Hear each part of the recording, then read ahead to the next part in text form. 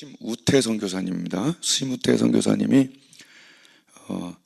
우리 교회와 좋은 인연을 맺으시고, 또 우리가 그동안 또 기도도 조금 해드렸고, 또 헌금도 본고차도 한번 이렇게 감사하게도 기회를 주셔서 이렇게 해서 정말 좋은 관계를 맺고 계시고, 그 안에 한 5교회에 거기 있는 토착인들을 전도하셔서 목사로 한 교회 한 교회를 맡게 하시고, 그리고 그 사람들을 지도하는 멘토로 가지 말아야 될 길과 갈 길을 지도해 줄 수 있는 연세가 있으신, 경력이 있으신 목사님이 정통 복음을 가지신 분이 그들을 지도하고 있어서 너무 기쁘고, 처음서부터 정확한 복음을 갖고 있지 않으면 다 삐뚤어지거든요. 저도 이주영 목사님과 하문호 목사님, 김권학 목사님 밑에 있었기 때문에 그래도 정통을 전혀 벗어나지 않는 견고한 신학을 갖췄듯이 우리 심우태 선교사님이 그들에게 견고한 신학을 넣어주지 않으면 그들은 막 삐뚤어 나갈 수가 있습니다. 그래서 우리가 계속 기도해 주시고, 또 이렇게 우정과 사랑하는 마음으로 우리 교회에 방문해 주셨어요. 오늘 듣지 못하는 많은 분들이 아쉽지만 잘 녹화해서 다 듣고 보도록 하겠고, 우선 소개할 분이 계시는데 우리 심우태 선교사님 우선은 나오실 테고, 부인 되시는 사모님 선교사님 나오시고, 또 부인 되는 사모님부터 한번 우리 박수로 환영하겠습니다. 뒤에서 기도해 주시고 내주해 주셔서 감사드리고, 또 우리 심우태 선교사님을 박수로 환영하겠습니다. 얼마 만에 한국말로 설교하는지 모르겠습니다. 거기 우리 정 목사님도 와서 보셔서 아시겠지만은 한국 사람이 방문하지 않는 이상 한국말을 쓸 기회가 전혀 없습니다. 현지인들이 야구를 때 속으로 욕할 때 한국말 쓰지, 그 외에는 한국말 쓸 기회가 전혀 없어서 방문객들이 오는 순간부터 모든 대화의 주체는 제가 되어야 됩니다. 말이 많다는 말이죠. 그래서 혹시 제가 말이 많아지더라도, 또 한국말이 어눌합니다. 오랫동안 안 쓰다 보니까, 잘 안 쓰다 보니까 이 단어가 연결이 안 되는 경우가 왕왕 있습니다. 하나님께서 또 은혜로 전달하고 싶은 만큼의 말문을 열어주실 줄로 믿습니다. 제가 여기 도착하고 열흘째인데 하루에 2시간 이상, 3시간 이상 잠을 못 잡니다. 이상하게 잠자리가 바뀌어서 그런지 오늘 또 우리 집사람이 걱정을 하면서 같이 왔는데, 그러다 보니까 이게 수면이 모자라다 보니까 머리가 자꾸 중간중간에 휑휑 비어요. 제가 멍하면 저 양반 저렇게 머리가 좀 휑하는구나 하고 이해를 해주시기 바랍니다. 잠깐 기도하겠습니다. 아버지 하나님, 감사합니다. 부족한 저희들을 불러 하나님 사랑하시는 영혼들 구원할 수 있도록 귀한 사역자의 사명을 주신 것 감사합니다. 주님, 이 땅에서 또 하나님 가라 하신 땅에서 저희가 말씀 붙잡고 사역을 감당하고 있사오니 주님 함께 하셔서 동행하셔서 저희가 주의 일 능히 감당할 수 있도록 축복하여 주시옵소서. 생명샘 교회를 이곳에 세우시고 역사를 이루고, 또 아버지 하나님 과정 속에서 하나님께서 계획하시고 준비하시는 섭리를 저희들로 막연하나마 알게 하시니 감사합니다. 주님 뜻을 꽃피우고 주님의 계획을 이루어드리는 복된 교회 되게 하옵시고, 우리 정서구 목사님 되실 수 있도록 축복하여 주시옵소서. 부족한 종 단에 세워주시니 감사합니다. 말씀을 전가하고자 합니다. 주님 함께하여 주시옵시고 종을 하나님의 설모 있는 도구로 사용하여 주시옵소서. 감사하고 우리 주 예수 그리스도 이름으로 기도합니다. 아멘. 오늘 주일 예배이기 때문에 오후 같은 경우는 주로 제가 간증을 합니다. 간증 설교.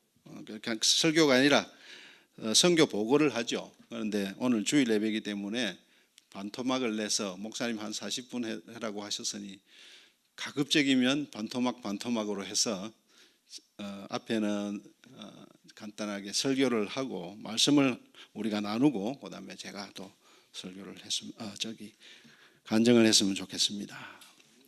오늘 말씀을 제가 대독하겠습니다. 누가복음 17장 26절에서 37절입니다. 노아의 때에 된 것과 같이 인자의 때에도 그러하리라.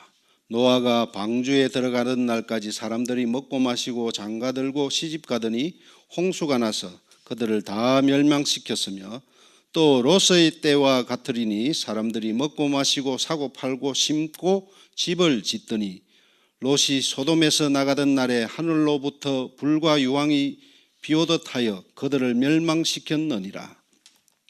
인자가 나타나는 날에도 이러하리라.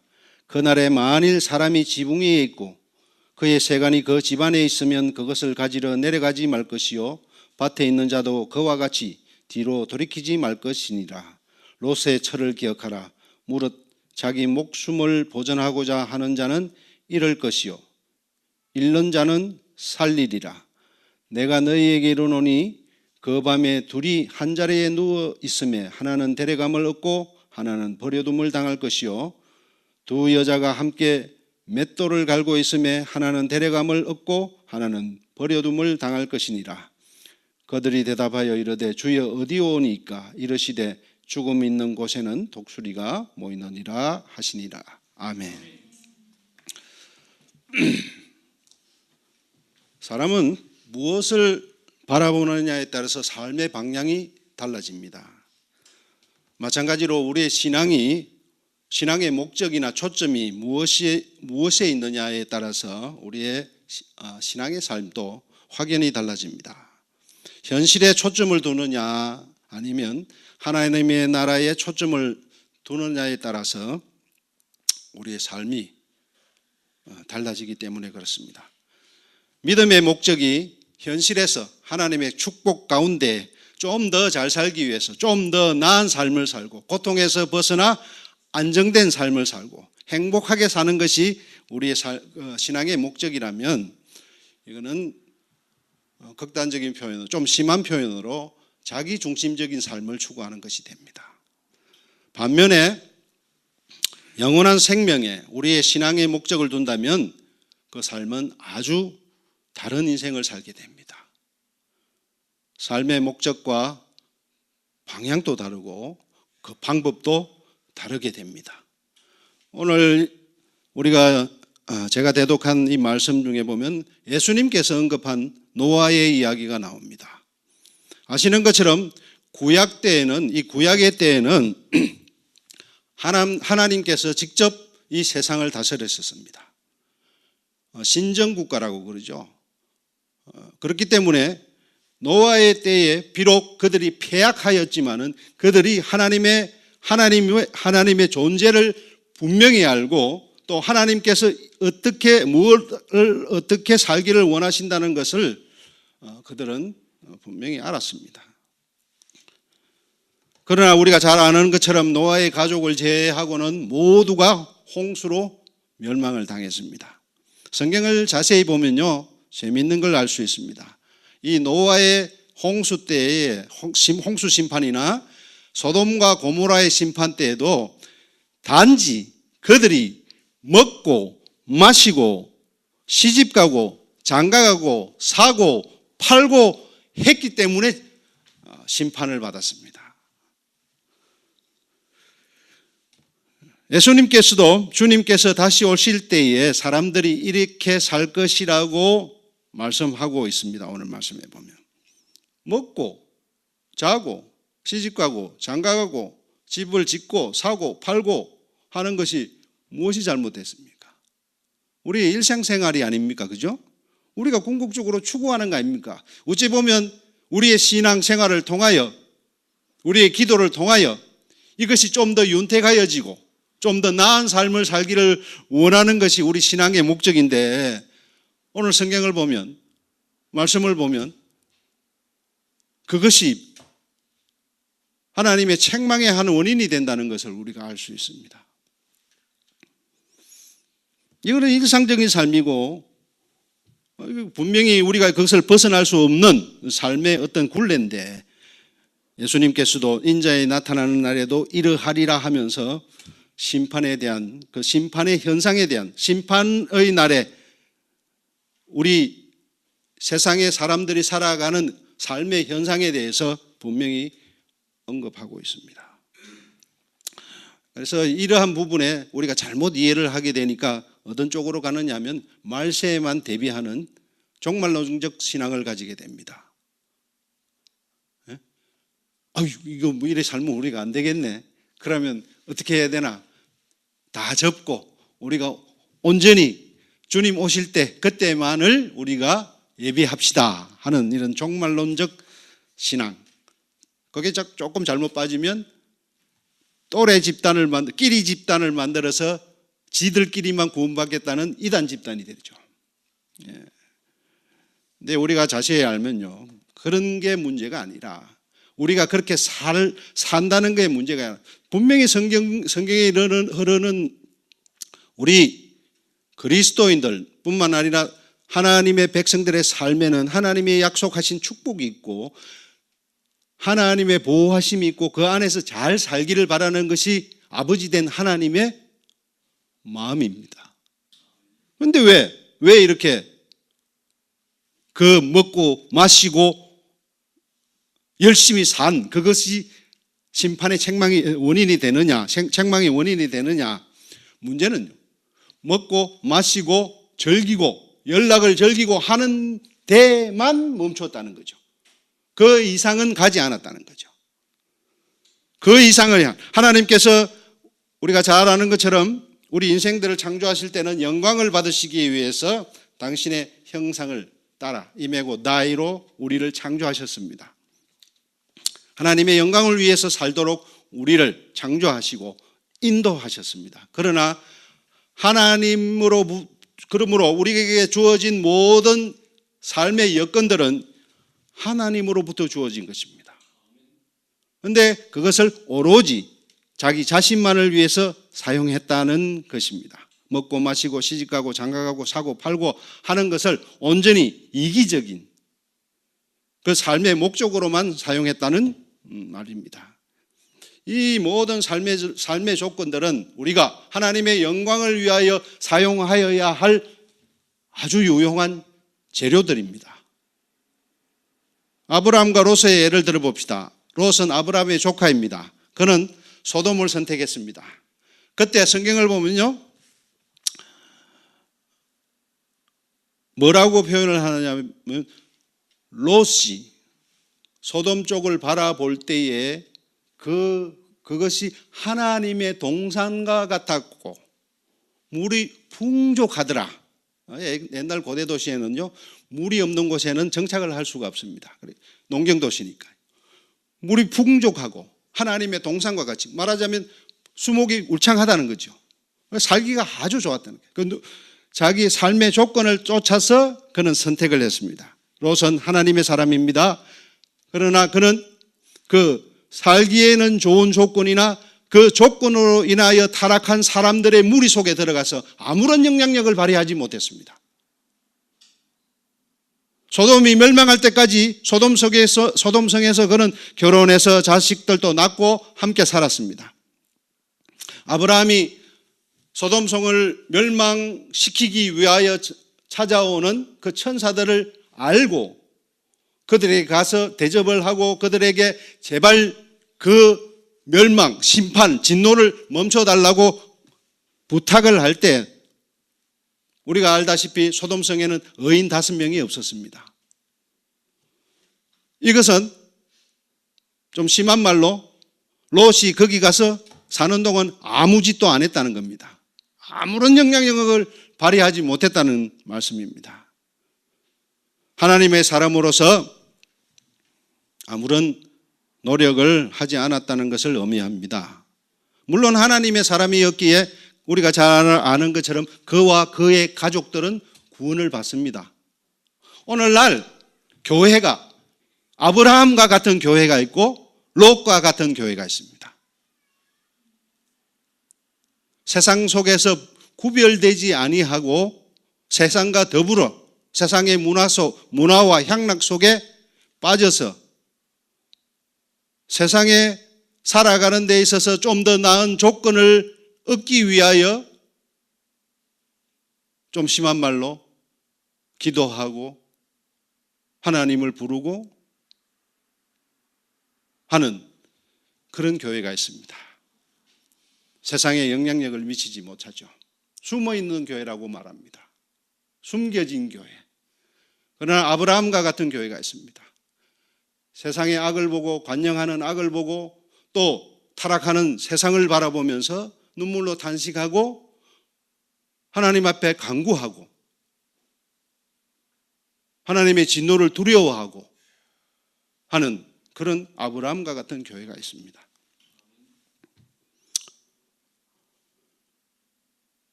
심지어 롯은요, 좀 경상도 표현으로 마누라한테도 영향력을 미치지 못했습니다. 부인한테도. 그러므로 인해서 그 부인은, 그 아내는 쫓아나오다가 돌아보지 말라는 경고에도 불구하고 두고 나온 것에 대한 미련으로 돌아보다가 소금기둥이 되고 말았습니다. 아브라함과 롯의 다른 점은 아브라함은 소돔과 고모라를 위하여 간청했다고 말씀하고 있습니다. 반면에 롯은 그들의 악한 행실을 지적하거나 바꾸기 위해서 노력했다는 기록은 없습니다.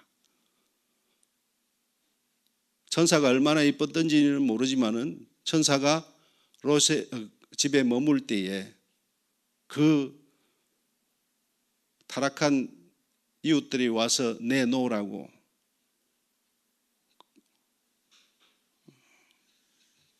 그렇게 악한 요구를 할 때 자기 딸을 대신 내어주겠다는 이까지는 되지만은 살펴보면 롯이 그 이웃 주변에도 전혀 영향력을 미치지 못했다는 것을 우리 알 수 있습니다. 바꾸지를 못했죠. 노아 시대는 또 어떻습니까? 노아는 120년 동안에 방주를 만들면서 증거를 보였습니다. 그러나 아무도 믿지 않았습니다. 장차올 심판에 대해서 아무도 귀를 기울이지 않았습니다. 왜 그렇습니까? 먹고 마시고 시집가고 장가가고 사고 팔고 하는 것이 전부인 삶을 살게 되면 소돔과 고모라처럼 노아 시대의 사람들처럼 폭력적이게 변합니다. 창세기 아까도 말씀드렸지만 창세기 13장 10절에 보면 롯이 요단 지역을 바라본 적 소알까지 온 땅에 물이 넉넉하니 여호와께서 소돔과 고모라를 멸하시기 전이었으므로 여호와의 동산 같고 애굽 땅과 같았더라. 애굽 땅에는요 삼각주가 있습니다. 그 삼각주 그 위쪽 거기 애굽은요 비옥한 땅입니다. 소돔과 고모라가 살기에 아주 좋았다는 것을 말합니다. 그러므로 그들은 좀 더 즐기고 좀 더 쾌락적이고 좀 더 자극적인 삶을 추구하였습니다. 이기적인 삶이죠. 이런 이기적인 삶은요 폭력을 반드시 동반하게 되어 있습니다. 더 많은 쾌락, 더 많은 연락을 즐기기 위하여 폭력을 사용하고 불의를 행하게 되어 있습니다. 그리고 비정상적인 엄란이 유행하게 되어 있습니다. 이것이 멸망의 징조입니다. 인류 타락 이후에 카인은 하나님께 반항하여 첫 폭력을 행사했고 그것을 우리는 카인주의라고 부릅니다. 이 카인주의의 특성, 폭력을 인류의 흐름 속에서 잔인하게 그 폭력을 행사하는 그 피의 흐름으로 이렇게 그런 조류를 낳았고요. 셋 계열은 하나님의 아들로 불리웠지만 이들 역시 타락해서 사람의 딸들과 혼인하여 네피림을 낳았습니다. 하나님의 아들들이 사람의 딸들과 혼인한 이유는 자기의 뜻대로 그 아름다움만을 바라보고 향락을 위해 그들을 아내로 삼았고 그래서 낳은 자식들이기 때문에 이들의 특성은 체력이 강하고 다른 사람을 누르는 폭력적인 혈통입니다. 이러한 죄의 유전으로 노아 시대의 죄의 특성은 강포와 폐괴, 즉 정의를 짓밟아 버리는 것이며 롯의 시대에는 괴상한 음란의 흐름이 있었습니다. 말씀드린 것처럼 노아 시대의 성격은 강포였습니다. 폭력이 정의를 이깁니다. 힘이 모든 것을 대신합니다. 노아는 이것을 안타까워했습니다. 바꾸어 봅시다.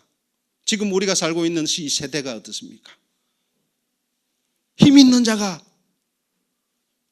힘이라고 해서 꼭 이것만 힘이 아니지 않습니까? 물질의 힘, 권력의 힘 있는 자가 없는 자를 핍박하고 누르고,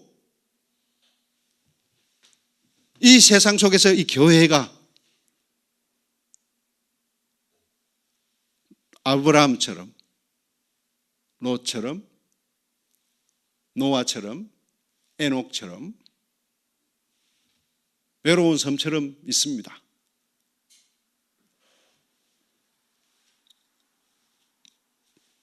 하나님께서는 불의와 강포를 보고 괴로워하고 슬퍼한 이 노아와 아브라함을 보고 하나님은 의인이라고, 시대의 의인이라고 부르셨습니다. 이것이 우리가 나 하나가 문 세상을 바꾸랴, 설사 의인 5이 있었다 한들 무슨 세상이 소돔과 고모라가 바뀌겠습니까? 그러나 왜 의인 5을, 왜 아브라함과 노아를, 에녹을 택하셨느냐?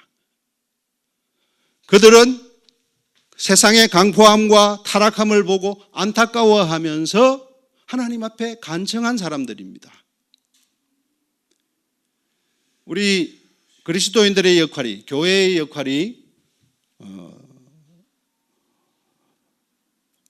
이 의인 10명처럼, 의인 5명처럼, 아브라함과 노아처럼 시대를 향해서 슬퍼하고 타락한 세상을 하나님 앞에 회복시켜 달라고 기도하는 사명이 가져야 될 줄로 믿습니다.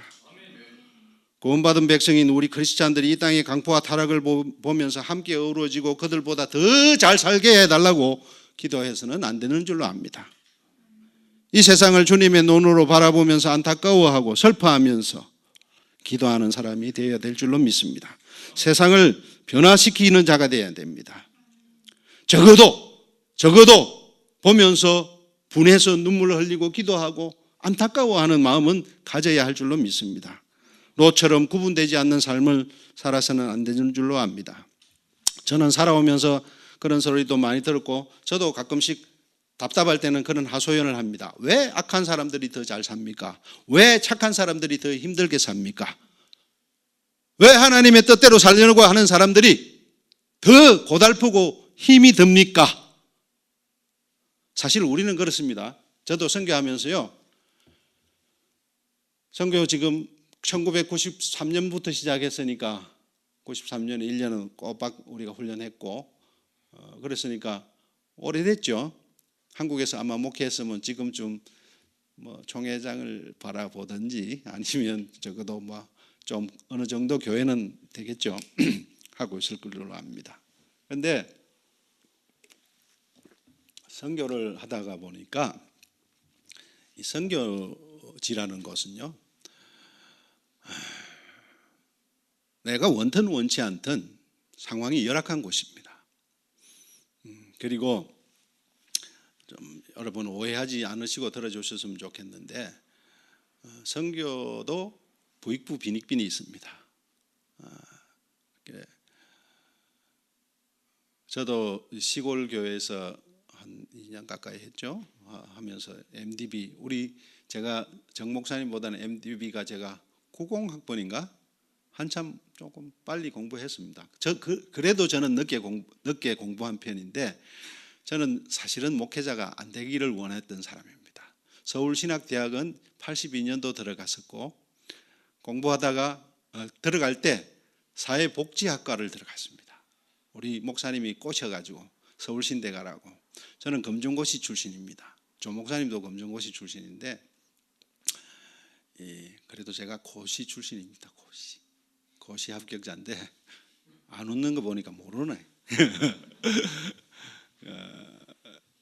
그때 저는 검정고시를 이렇게 합격하고 난 뒤에 야망이 좀 있어서 제가 야망이 생기더라고요. 좀 더 검정고시하고 일반 예비고사하고는 다르거든요. 좀 더 공부해서 저는 고려대를 가고 싶었어요. 그렇게 고려대가 가고 싶더라고요. 근데 제 아들이 고려대 나왔는데 별 볼 일 없더라고요. 뭐 안 가기를 잘한 것 같아요. 하여튼 그리고 있는데 우리 목사님께서 뭔 음성을 들으셨는지 기도에 응답을 받으신지 저를 자꾸 신학교 쪽으로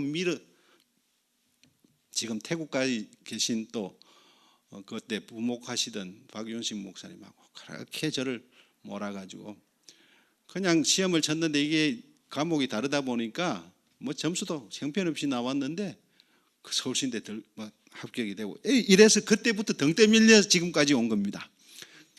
그때 우리 목사님 제가 목사가 되기를 원해서 보냈는데 저는 사회사업을 공부를 하다 보니까 너무 재미가 있는 거예요. 목사 안 하고도 얼마든지 사람을 도울 수 있겠구나.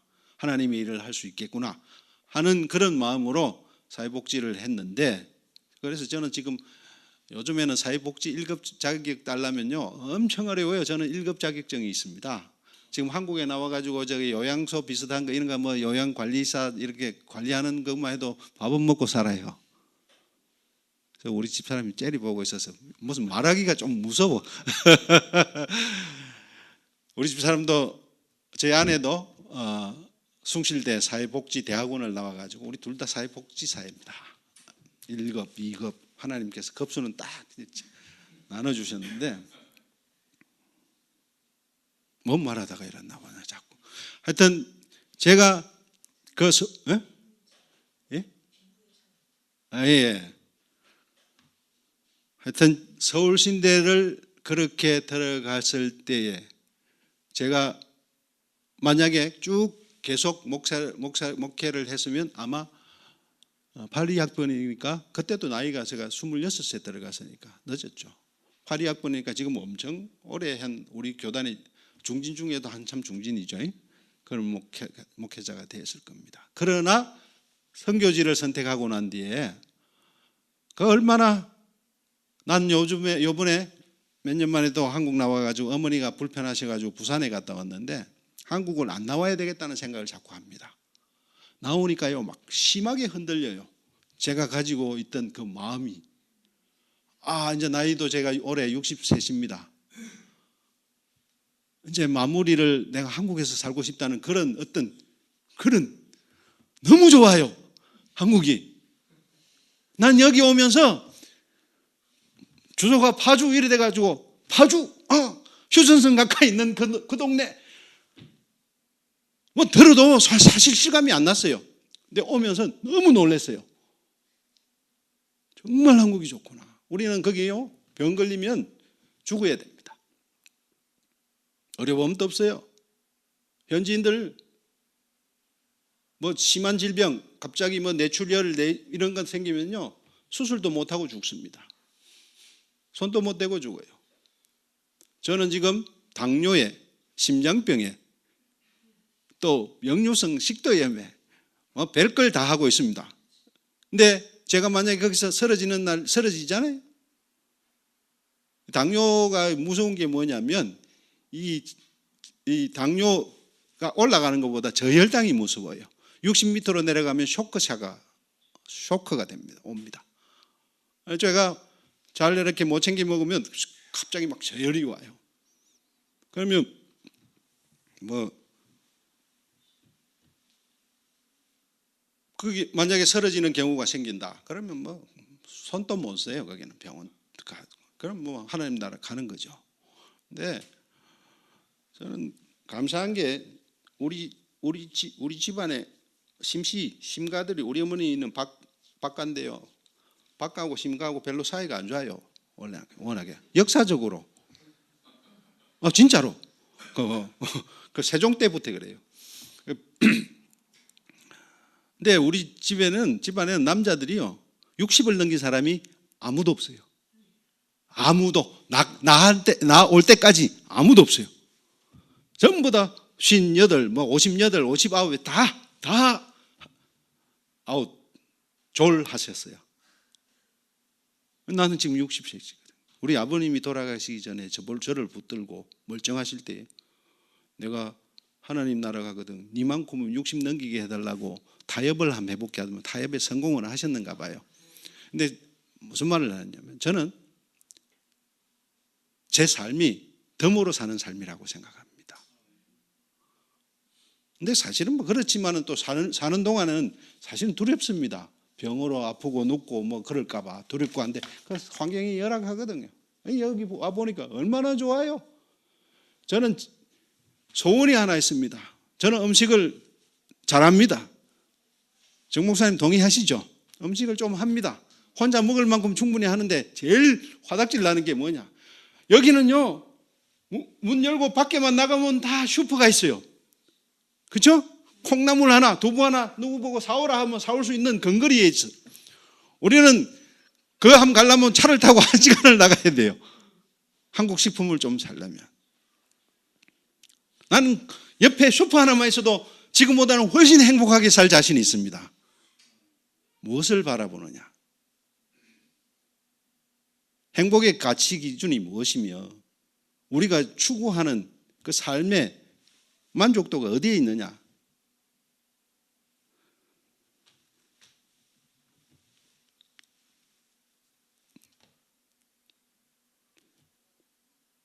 우리가 오늘 말씀해 보면 예수님께서 마지막 때에도 종국에도 소돔과 고모라 같이 우리가 멸망을 향해 돌진할 것이라 했습니다. 예수님이 오셔서 심판하는 그날까지도 변함이 없이 없으면 없는 대로 궁하다는 핑계로 윤택하면 윤택한 대로 부패하고 타락하는 것이 인간의 죄의 본성입니다. 집을 짓고 타락한 문화 그 속에서 향유하고 먹고 마시고 즐기며 역사의 방향을 멸망으로 필연으로 이끌고 갑니다.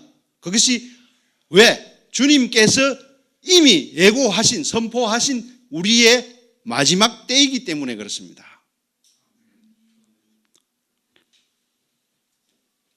롯은 그러한 타락의 현장을 보면서 괴로워하였다고는 말합니다. 베드로후서에 보면요. 베드로후서 2장에 보면 6절에서 8절에 보면 롯이 거기서 괴로워하고 했기 때문에 의인으로 인정받았고 구원을 받았다 그랬습니다. 그러나 롯은 거기에 융화되고 주저앉아 살았습니다. 신약에서 의인은요, 이신덕이 로마서에 우리가 잘 아는 것처럼 믿음으로 말미암아 구원을 받는 조건이 되어버렸습니다. 그렇죠? 우리는 믿음으로 예수 이름을 부르는 것으로 우리는 구원을 받는, 저쪽에서 보면 뭐 그래 싸구리가 다 있어. 구원이 어떻게 그래 싸구려야 무언가를 해야 되지 않느냐 하는 비난을 받을 만큼, 그래서 무언가, 여러분 이단으로 가는 이유가 뭔지 아세요? 나는 특별한 사람이야. 왜 교수가, 왜 의사가, 왜 잘난 사람들이 이단으로 가느냐?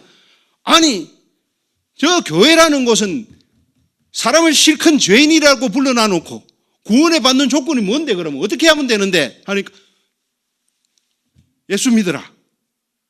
너무 간단해. 우리 생각으로는 그게 가당치가 않아요. 무언가 내 생명을 구해주는 것이라면 거기에 상응하는 값어치를 내가 지불을 해야 되는 거예요. 근데 그게 없잖아요. 예수님께서 십자가에 못 박혀 죽으셨으니 네 죄를 이미 대속하고 죽으셨으니 네가 그 이름을 부르고 네 죄를 자복하면 그것으로 끝이다. 그는 윤리나 도덕보다도 훨씬 뛰어넘는다. 율법보다도 뛰어넘는다. 그렇게 말하니까 우리가 못 받아들이는 거예요. 그래서 그러면 이단들은 그 점을 교묘하게 이용을 해서 뭐라고 그럽니까? 바쳐라, 이렇게 해라, 저렇게 해라 하는 거죠. 근데 사실은 로마서에서 보면요, 로마서 전체를 이렇게 보면요, 이신덕이라는 것은 사람이 로마서 1장에 있는 것처럼 사람이 하나님을 알고도 하나님을 섬기지 아니하고 오히려 기는 땅에 기는 짐승의 형상으로 하나님을 우상으로 하나님을 대신하고 하나님께서 주신 순리를 거역하고 영리로 사는 이 죄악된 인간의 본성들 때문에 우리가 도무지 어떠한 방법으로라도 우리 죄를 속하고 구원을 받을 만한 방법이 없는 거예요. 그래서 하나님이 오신 거 아닙니까? 우리는 착각하는데요, 죽으면 하나님 나라 가야지. 못 갑니다. 하나님 나라 가는 거 아니에요. 하나님 나라는 여기 오는 겁니다. 이미 주님께서 이 땅에 오셨고 선포하셨어요. 자기가 왕이시라고 다스리고 계시는 거예요. 지금은 눈에 우리가 보이지 않고 완전하지 않지만은 마지막 때에 뭐랍니까? 주님께서 왕창 불러가서 새로운 나라를 옮긴답니까? 아니에요. 주님 이 땅에 와셔서 심판하셔서 이 땅을 영원한 나라, 왕으로서 다스리고 우리는 영원한 백성으로 사는 거예요. 지금 이 삶이 우리는 하나님의 백성으로 살아가는 겁니다. 초점을 달리해야 돼요. 그때는 그렇게 이게 만만한 거야. 죽을 때쯤 돼가지고 내가 회개하면 이 세상도 즐기고 그 다음에 저쪽에 천국에도 반다리 걸쳐놨다가 하나님 나라도 안 가겠나 하는 아주 그 이기적인 생각들을 하는데 아닙니다. 이미 하나님께서 우리를 당신의 백성으로 부르셨고 삼고 계세요. 그러면서 뭘 요구를 하시느냐? 값싼 구원이 아니에요. 우리가 구원의 확신을 받았고 하나님의 자녀라는 확신을 가지고 있으면 야고보서에 있는 말씀대로 이 장에 보면 뭐라고 되어 있습니까? 행함이 없는 믿음은 죽은 믿음이라고 그랬어요. 주여 주여 부르는 것은 귀신도 부른다 그랬어요. 떨고 부른다 그랬어요. 그래서 믿음과 구원과 행위는요, 손바닥과 손등과 같은 거예요. 손이라는 것은 하나를 말합니다. 행위 똑같은 거예요. 믿음이 있으면 반드시 행위가 수반되어야 돼요. 무슨 말씀이냐? 하나님의 백성으로 살아야 된다는 겁니다.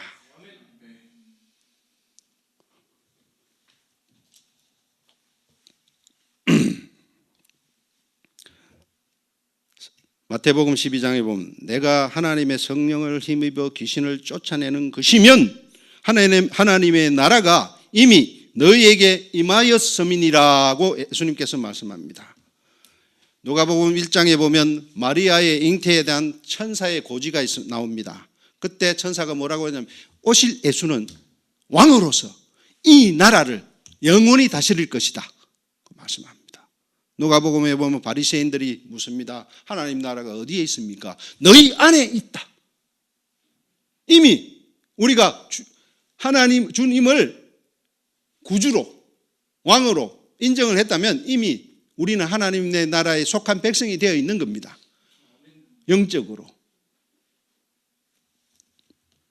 유대인들이 주님을 거절한 이유가 뭡니까? 메시아인 것을 인정하지 않았기 때문에 그렇습니다. 메시아 사상이라는 것은 그들이 400년 동안 암흑기에 있으면서 주님이 메시아가 이 땅에 오기만 하면 유대를 중심으로 한 세계가 재편되고 이스라엘 백성들이 온 세계를 다스릴 것이라는 그런 메시아 사상이 있었기 때문인데요. 그래서 저들은 하나님의 나라가 도래하지 않았다고 믿었고 지금도 믿고 있습니다. 그러나 주님이 말씀하신 것처럼 하나님의 나라는 보이는 나라가 아닙니다. 완전한 나라가 아직은 완전한 나라가 완전한 하나님의 나라가 아닙니다. 주님이 다시 오실 그날에 완전히 이루어지실 것입니다. 그러나 그 완전히 이루어지실 그날까지 우리는 이 땅에서 하나님의 백성으로 살아가야 합니다. 그래야 주님 오실 때에 심판받지 아니하고 잘했다, 착하고 충성된 종아 하는 그 줄에 서게 될 줄로 믿습니다. 우리가 하나님의 나라에 속해 있음과 또 내가 주님의 통치를 받고 있는, 주님께서 나의 왕이시고 나를 통치하고 계신다는 전적인 의지, 전적인 인정을 우리가 하게 될 때에 우리 신앙은 바뀌게 됩니다.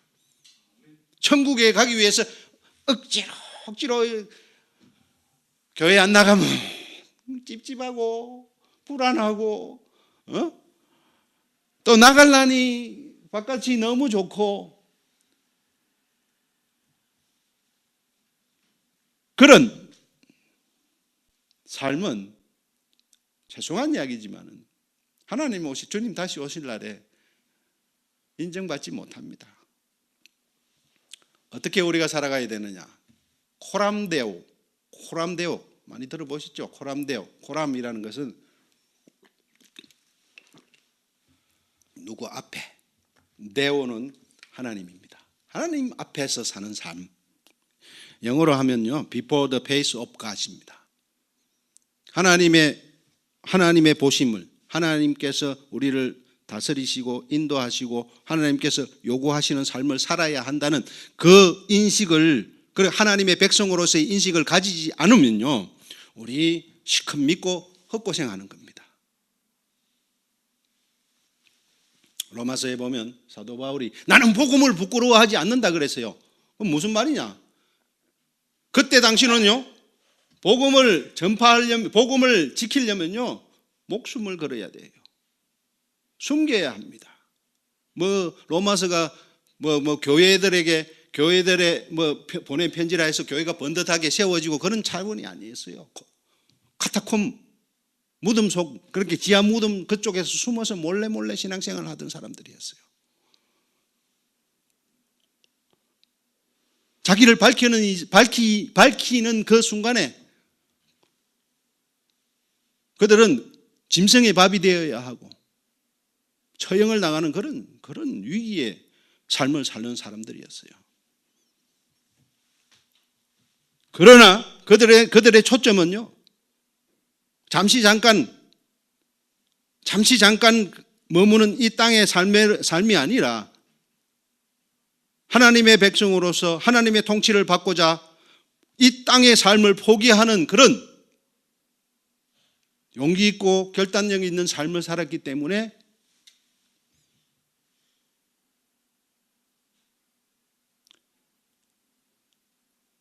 핍박을 감당하고 모욕도 감당하고, 사도 바울이 한 대 모자란 태장을 몇 차례? 3차례? 그거는요, 한 대 모자라게 때리는 건요, 덜 죽지 말라고 한 대 덜 때리는 거예요. 죽음에 이르는 태장입니다. 제가 저는 카자흐스탄에서 10몇 년 있습니다. 30대 때 들어가서 50대 때 추방당해 나왔어요. 거기서 참 별의별 일을 다 겪어봤습니다.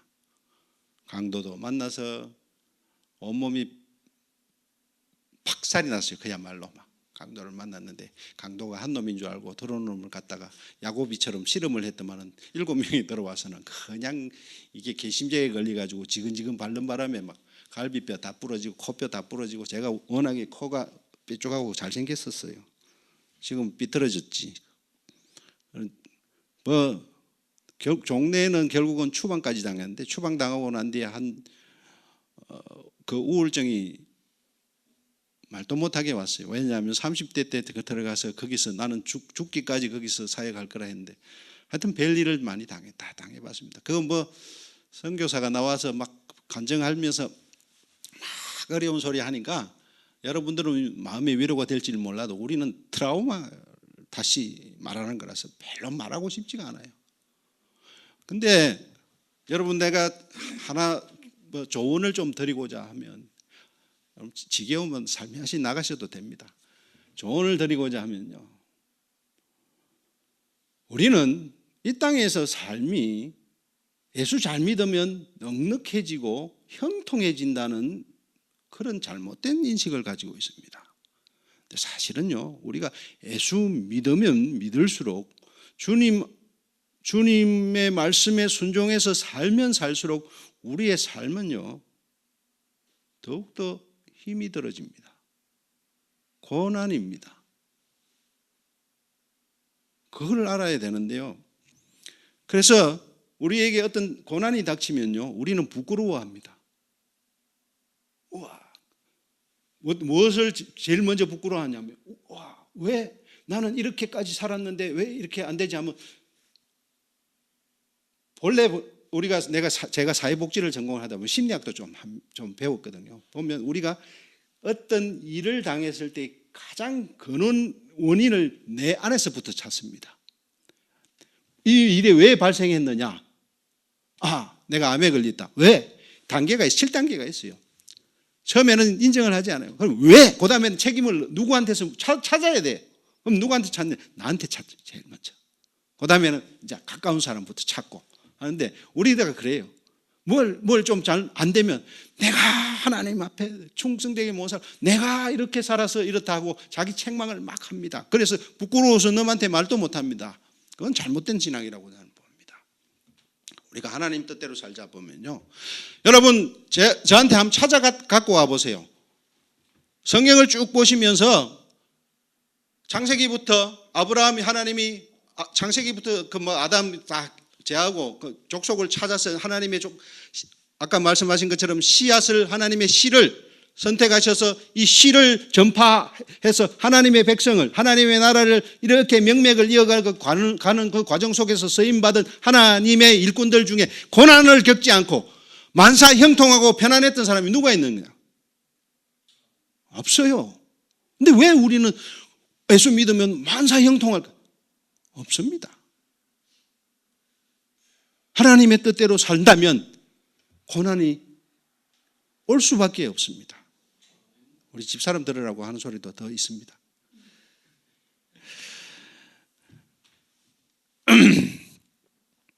고난이 있지만은, 그러나 우리 안에 뭐가 있습니까? 의와 희락이 있습니다. 희락, 세상이 주는 연락과 비교할 수 없는 희락이 있어요. 구원에 대한 분명한 확신과 소망이 있다면, 부활에 대한 소망이 있다면, 영생에 대한 약속에 대한 분명한 믿음이 있다면, 우리에게 주어지는 이런 고난들은 우리가 얼마든지 감당할 수 있습니다. 왜 하나님이 우리를 부르셨겠습니까? 하나님은요, 우리를 통하여서 이 백성으로서 하나님이 왕이시라는 것을 모르는 이 어리석은 죄인들, 백성들을, 하나님을 모르는 사람들을 향해서 이 나라가 하나님의 나라요, 하나님께서 곧 심판하러 오실 것이라는 그 사실을, 그리고 예수를 믿으면 그 모든 것에서 죄사함을 받고 너희가 구원을 얻을 것이라는 이 복음을 증거하는 데에 서도록 우리를 먼저 부르신 줄로 믿습니다. 사도 바울은 그렇게 이야기합니다. 내가 유대인에게 그리고 헬라인에게 이방인에게 빚진 자라 그랬습니다. 먼저 부르신 이유가 어디 있는데요? 하나님이 왜 부르셨을까요? 왜 하나님을 알게 하셨을까요? 아는 만큼 증거하라고 그랬습니다. 오늘 로마서 10장에 보면 뭐라고 합니까? 누구든지 예수 이름을 부르는 자는 구원을 얻을 것이다. 그러나 모르는데, 듣지 못했는데 어떻게 우리가 부를 것이냐? 그러므로 복음을 전하는 자들의 발걸음이여 아름답도다 그랬어요. 선교의 근거가 거기에 있는 겁니다. 여러분, 이 교회가 역사가 오래된 걸 제가 압니다. 여러분들은 먼저 부름을 받은 사람들이에요. 왜 부르셨을까요? 하나님을 모르는 사람들을 향해서 여러분이 나아가서 복음을 전가하라는 그 사명이 여러분들에게 이미 있는 줄로 믿으시기를 바랍니다. 할렐루야. 저는 외국에 나가서 하나님 선교하라고 하는 사명이 있는 줄로 믿습니다. 우리의 궁극적 목표는, 우리 신앙의 목표는 하나님의 나라가 이 땅에 도래하는 것입니다. 그 마라나다 기대 공동체라고 우리가 부릅니다. 교회는. 그거는 이 교회나 필리핀 교회나 카자흐스탄 교회나 어느 교회나 마찬가지입니다. 그러므로 여러분, 우리가 뭉뚱그려서 말하면 선교라고 합시다. 여러분이 나아가서 복음을 전거하고, 여러분의 주변에 나가서 복음을 전거하고 그들을 주님의 전으로 인도하여 하나님의 말씀을 듣게 하고 진리를 깨닫게 하는 것은 여러분의 사명입니다. 나는 또 나아가서 그쪽에서 그 나라에서 하나님을 모르는 사람들을 위해서 교회를 세우고 가르치고 지도자를 양육하는 게 저의 사명입니다. 왜 여러분, 나는 한국 나오면서 그럽니다. 오늘 그 말씀을 내가 보면서 느낀 게 그겁니다. 부족하면 부족한 대로, 궁핍하면 궁핍한 대로 핑계댑니다. 윤택하면 윤택한 대로 핑계대는 것 같아요.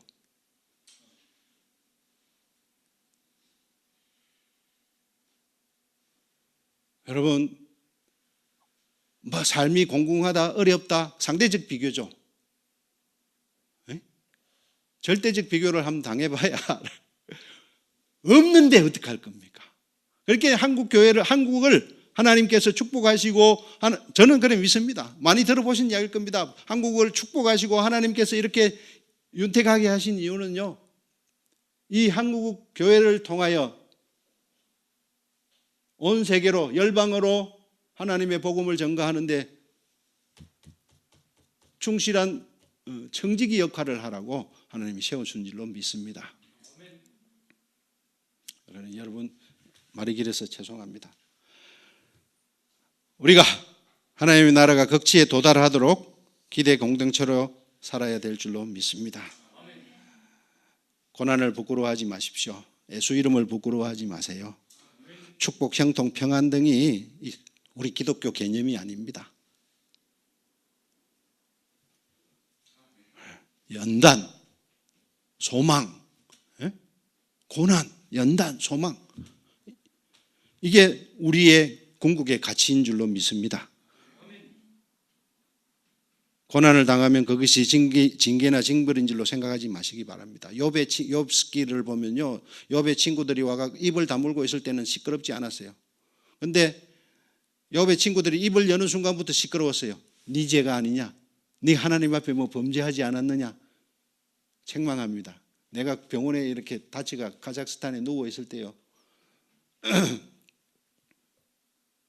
우리 친구들이, 선교사들이 몇 명이 왔는데 그 중에 하나가 유난히 딱 와가지고, 내보다 먼저 강도 맞는 목사님은요, 김상길 목사라고 선배인데 그 양반은 들어오자마자 울어요.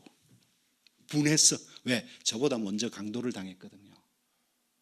제가 7번째 강도를 당했어요, 선교사로서. 그 사람은 병원에 들어오자마자 울어요. 왜? 공감대가 있거든. 근데 있어요. 이름은 밝히면 안 좋고 그래가지고 걔는 또 오줌, 야, 신 목사 친구거든. 네 혹시 하나님 앞에 곰곰이 생각해봐라. 죄진 거 없는가? 우리는요, 남의 불행을 보면서 자기의 우울을 느낍니다. 기독교는요, 윤리나 도덕을 함양시키는 종교가 아닙니다. 철학이 아니에요. 내가 그 친구한테 그런 말 했습니다.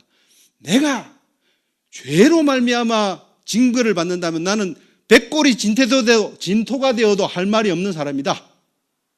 하나님 앞에. 나는 어째 보면 하나님 앞에 부끄럽고 죄스러워서 선교를 간지도 몰라요. 무언가가 내 죄를 벗어보고자, 씻어보고자 하는 마음도 있었죠. 우리가 윤리적으로, 도덕적으로 좀 더 다른 믿지 않는 사람들과 내가 그거보다 낫다는 것으로 내가 구원받았다고 자랑하지 마세요. 그건 아니에요. 그래서 그들을 책망하고 자기를 자랑하고 책망하고 비판하고 판단하지만 절대 아닙니다. 선교는요, 하나님의 나라를 확장하는 일입니다. 하나님의 일에 직접 동참하는 일이 선교입니다. 생명구원, 이게 가장 귀한 일입니다. 예를 들어 드릴까요? 우리 집에 우리 어머니를 우리 친구 어머니가 전도했어요. 전도해가지고 우리 어머니가 지금 이제 뭐 하늘나라 가실 때 얼마 안 남을 만큼 몸이 쇠약하신데 그 설아의 모든 자식들이 예수를 믿어요. 그 중에 사위도 아들, 저도 외동아들입니다. 하나. 목사가 둘이에요. 그 밑에 딸들, 아들, 딸들 전부 다 신앙인들이에요. 신앙을 해요. 간단하게 예를 들어서 그렇습니다. 하나의 씨앗이, 예수님이 미라를 비유처럼 씨앗이 복음의 씨앗이 그 한 사람에게 떨어져서 썩어 열매를 맺으면요, 얼마나 많은 영혼들이 구원을 받는지 모릅니다. 여러분 기도하지요. 잘 살게 해달라고, 좋은 학교 들어가게 해달라고, 그 다음에 넉넉하게 해달라고, 뭐 이루어달라고. 이루어지면 뭐 할 건데요? 그거하고 하나님의 나라하고 무슨 상관이 있습니까? 그거하고 영혼 구원하고 여러분 무슨 상관이 있어요? 소돔과 고모라가 윤택한 거랑 마찬가지 아니겠습니까? 하나님 앞에 뭘 들을, 그러겠어. 하나님이 물을 거예요. 그래서 거기 나하고 뭐 하는 상관이 있는데? 예? 그렇죠? 나가서 전도하십시오. 생명을 보면 안타까운 마음을 가지고 죽어가는 저 생명들을 보면서 안타까움과 노아와 아브라함과 같은 마음을 가지고 나가서 전도하세요.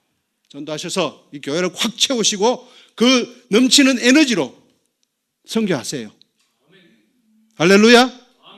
예, 교회도 세우시고 우리 목사님 와서 보니까 영어를 잘 하시더만, 그래서 하나님 또 마음이 있으세요. 선교지 선교 현지 목사들 훈련시키는 것과 또 저희가 내년엔 또 신학교를 세울 계획입니다. 왜냐하면 교회가 자꾸 한 5분만 더 할게요. 저는 사실 집사람에게도 이야기하지 않았지만은 한 2, 3년 전부터 선교지를 떠날까 싶었어요. 왜? 너무 막히는 거예요. 저 넓은 땅과 학교 건물도 이쁘게 지어놨어요. 제 계획으로 자립해서 선교하고 더럽고 치사해서 내가 한국에 손 안 내밀고 내 스스로 자립해서 할 거라 해서 땅도 7,000평이나 있어요. 그것도 작은 도시지만은 시내예요. 그래서 모든 것이 완전했어요. 이제 하나님께서 여기 딱 아이들만 채워지고 하면. 근데 하나님이요, 여러분 살면서 하나님이 막으시면요, 전혀 우겨삼을 당합니다. 그러나 우겨삼을 당해도 하나님이 함께 하시면요, 길이 열립니다. 저는 그만두고자 하는 마음을까지 가졌을 때 너무너무 힘이 들어서 이제 선교 아닌갑다 하고 있을 때 얼토당토 아니하게 뭐 큰 교회도 아니고 또 아는 사람도 아니고 신목사를 통해서 신일순 목사를 통해서 조광진 목사님이 와서 뭐 어설프게 이렇게 시작했다가 지금 그 양반으로 통해서 교회가 3개째 세워지고 또 내년에 또 뭐 미랄교회도 와서 세운다 하고 또 저는 또 믿습니다. 우리 생명샘 교회에서도 생명샘 이름으로 교회를 지을 줄 믿습니다. 예, 그렇게 해서 교회가 세워지니까 이제 뭐가 필요하면 지도자가 필요해요. 이게 단계가 하나님께서 그렇게 저는 전혀 그쪽 방향 안 봤는데 하나님이 너 일로 가라 하실 때는요, 용 빼는 재주가 있어도 따라가야 됩니다. 지금 저는 용 빼는 재주가 없는 데다가 뭐 하나님이 무서워서 따라가고 있거든요. 근데 하나 더 이야기해 드리면요, 난 여기 차 이야기 차 온다, 모금했다 소리 들었기 전에 나 한 이틀 전에 밤새도록 울면서 기도했어요. 여러 가지 상황들이 너무 힘들어 가지고 도대체 어떻게 나를 어떻게 하라는 겁니까 하면서 집사람도 저 때문에 고생하고 있고 막 여러 가지가 얽히고 설켜가지고 어머니는 저렇게 막 돼 있고 자식돌이도 못하죠. 남편돌이도 못하죠. 애비돌이도 못하죠. 뭐 물질은 다 막혀 있고 아무것도 안 돼. 어떡하 하는데 그날 내가 전화 네 통 받았어요. 목사님, 정 목사님, 조 목사님, 신 목사 또 누가 하더라. 차 생겼다고. 내가 처음에는 듣고 와 하다가 내 픽 웃었어요. 픽 진짜 헛웃음이 나오더라니까. 외람되게 말하는 것 같지만 경상도식이니까 막 그냥 새겨 들으세요. 참 웃기는 양반이다 그랬어요. 하나님은. 어? 왠지 하나님은 그렇게 역사하십니다. 우리는 형통하게 막 눈에 보일 정도로 보이는 길로 인도 안 하세요. 내가 낸데 꼭 그 길로 인도하십니다. 예, 그 길에 그 일에 목사님 늘 이야기하셔서 진짜 저도 기적이라고 그러셨죠. 그 기적이 나한테도 체험이 된 거거든요. 기적이라는 거는 우리가 볼 때는 기적이지 그거는 하나님이 보실 때는 아무것도 아닌 일이 안 되겠습니까? 우리가 어디를 보느냐 어떤 마음을 먹느냐에 따라서 하나님이 채워주시고 하나님의 당신의 뜻을 이루어 가실 줄로 믿습니다. 제가 시골에서 목회하다가 마지막 이야기입니다. 시골에서 목회하다가 목회 안 한다고 그때는요 사회복지학과지만은 한 학기만 더 하면 목사 안수를 받는 자격이 있습니다. 근데 목사 안 할 거라고 구태여 그 난리를 피우다가 보니까 세월이 삐 흘렀어요. 삐 흘러가지고 30이 넘어가지고 30 훨씬 넘어가지고 MDB 시험 치러 가게 됐어요. 어차피 내 길은 목회의 길이구나 하고 가는데 영어가 당락을 결정합니다. 영어가 거의. 그래서 가는 길에 영어나 공부해야 되겠다. 왜? 뭐 시간이 없었어요. 아무리 시골 교회 몇 명 안 하는 교회지만은 그래가지고 NIV 성경을 들고 가다가 그 기차를 탔는데 그때는 우등을 타면 7시간씩 가요. 서울까지. 그래가지고 그걸 착 복골복식으로 착 폈는데 그게 잠언 16장이에요. 거기 잠언 16장 9절에 보면 뭐라고 나와 있냐면 사람이 마음으로 무슨 소리예요? 사람이 마음으로 계획을 세울지라도 그 발걸음을 인도하시는 이는 여호와시니라. 나는 그랬어요. 그 책을 펴놓고요. 부산에서 서울 갈 때까지 울고 갔어요. 내 계획대로 살고자 했던 내 삶이 내 뜻대로 안 됐던 것에 대한 원인을 알고 너무 감격도 오고 약도 오르고 그래서 울면서 갔습니다. 울면서 갔는데 영어 시험 메인 센텐스가 뭐로 나온지 아세요? 잠언 16장이 나왔어요. 나는 나 거짓말 할 수가 없잖아요. 물어보면 알아요. 우리 동기들은 다 그래가지고 뭐 그때 워낙에 경쟁이 심해가지고 경북대 나온 애도 함수회가 들어오고 그럴 때예요. 난 그래서 합격했어요. 근데 그게 내가 잘났다가 아니고 하나님이 예비하시면 그 기적적인 역사가 우리가 볼 때는 기적이지만 하나님의 발걸음, 하나님의 인도하심, 하나님의 섭리는요 우리의 생각과 우리의 상상과 예측을 초월합니다. 나는 이 생명샘교회가 지금부터 부흥의 큰 역사가 일어나서 또 하나님의 나라 확장에 크게 쓰임받는 교회가 될 줄로 믿어 의심치 않습니다. 기도해 주시기 바랍니다. 교회 건축과 신학교 건축에 대해서 그리고 재정 자립에 대해서 지금 우리는 재정이 하나도 없습니다. 나는 선교국을 통해서 후원받는 재정은 하나도 없어요. 50만 원은 센터 관리비 빼고는 들어오는 게 없습니다. 그래서 근데 지금까지 살아온 게 기적입니다. 예. 이렇게 이런 재정 자립 또 이런 모든 것들이 하나님께서 한번 손을 펴시면 그 크신 손이 어떻게 이루실지를 모르는 거 아닙니까? 그렇게 여러분 함께 기도해서 우리가 동력해 하나님의 나라를 확장해 나가는 그 귀한 사역을 감당하기를 주님 이름으로 축원합니다. 기도하겠습니다.